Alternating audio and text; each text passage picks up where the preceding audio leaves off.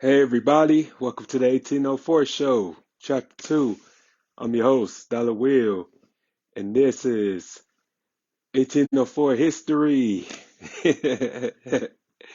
Yeah, yeah, but we're back with another episode. And before I start, make sure you like, comment, subscribe to the YouTube channel, the 1804 show, chapter 2. Now let's begin. I just want to thank everybody who tuned in for the last episode, showing me love and giving me your praises due.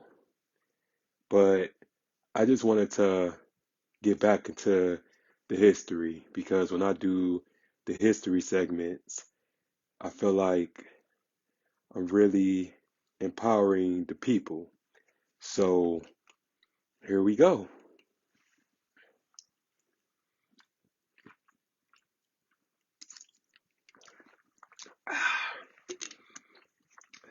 But yeah, tonight we would discuss Mr. James Harold Meredith, who was the first black man to integrate at Ole Miss and literally was shot for basically fighting for what he believed in.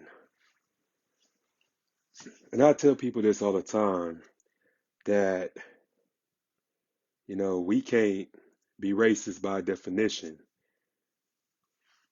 considering the fact that we don't have control over people's lives and how we never did anything to anybody else who have integrated at an all black school or even in our neighborhoods. But yet, anytime we try to go to school with whites, it was always a problem. And this right here should have never happened to him. And I just want this generation to understand how many people had died and how many people had suffered in order for us to have these things that we have today, these particular privileges that we have today. And we just need to start showing our appreciation to the OGs who paved the way for us to have equal rights, a fair and good education, um, privileges in order for us to do what we do today. So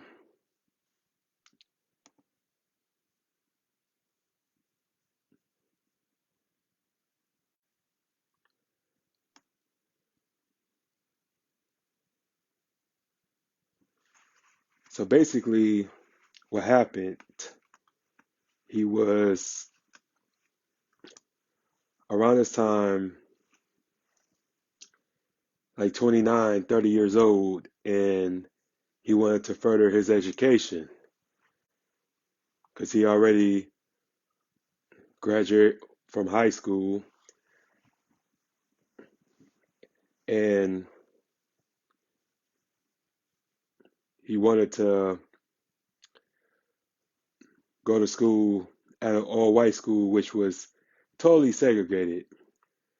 So the state and Ole Miss alone was giving him trouble, giving him the runaround whenever he will try to go to admissions office. He was escorted out. Plenty of times he was jailed because he was trying to enroll himself into their university. And one night, they say September 28th, it was a riot that broke out on campus, which led two people dead, burning cars, and a whole bunch of shit. So the National Guard was sent to protect James Meredith as he attended his classes.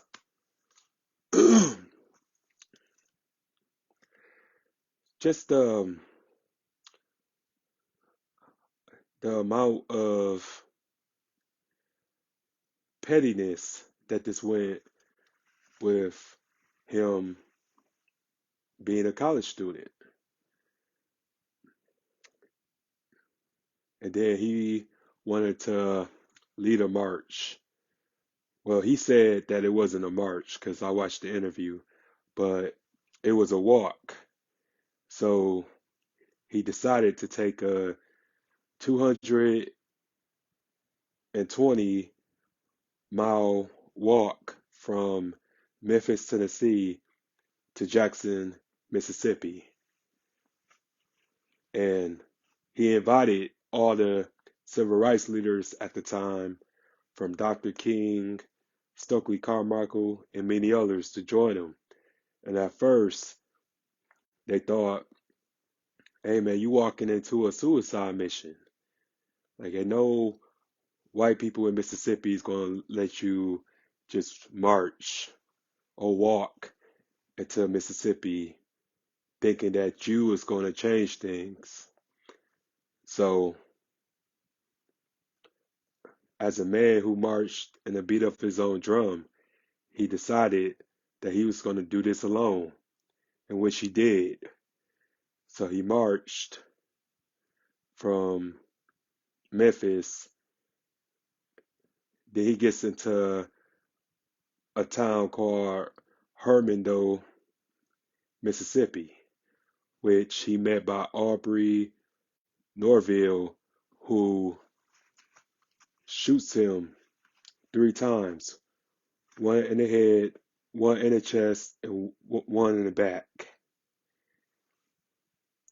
Luckily, he survived those injuries, but it made national attention.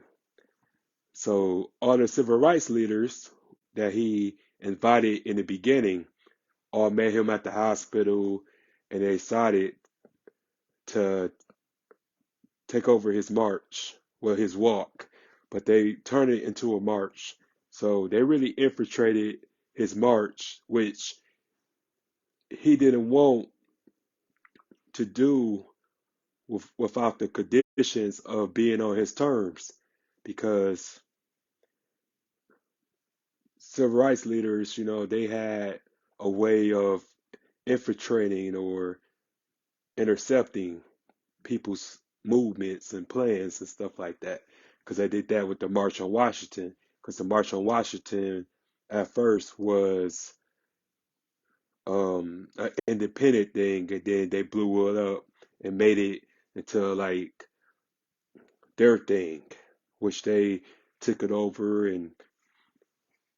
and provided the rules of conditions and stuff like that, so nobody would get hurt at their watch.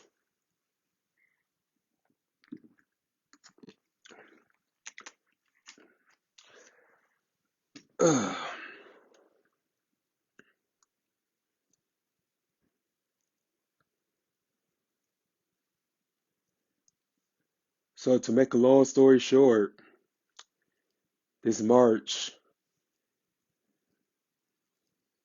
got attention from the president, John F. Kennedy, even the governor of Mississippi, and the march consists of 4,000 black people and became a worldwide spread, and made people think and made people consider the fact that maybe James' narrative wasn't crazy after all. So it was just like a lot of um, just proxies and political gain in order for his march to make national attention, which led people in the county to vote and stuff like that for voters registration and other things. So it's just a lot of people don't know about this man, and this man's still living. He's 89 years old. He'd be 90 years old this year, June 25th. But it's just crazy knowing like the stuff that he went through. And then later on, they would help him along with his plan and with his plot or whatever. But he planned on doing this way before he even decided to go to Ole Miss because he wanted to do this because he was sick and tired of Jim Crow. He was so sick and tired of being treated as if he was a second class citizen. And he's also was full blooded Choctaw Indian as well. And he goes further along explaining it in the interview, which I'm gonna leave a link in the comment section or in the bio for you guys to check that out. But he just was a man because back then it was just the South. It just was like programmed for anybody who ever had a voice or anybody who didn't want to follow the rules, they would be killed or their house would be bombed or they would be lynched or murdered on the spot because the police was the Klan, the judges was the Klan, district attorneys was the Klan, and this was a very dangerous thing to do back in them days. But just the fact that he took it upon himself to graduate after all of that, August 28th, 1966, I believe. So, if it wasn't for him, there would be no black at any college in the South that consists of white people and stuff like that. So we need to really thank this man for sacrificing his life in order for us to have a better education.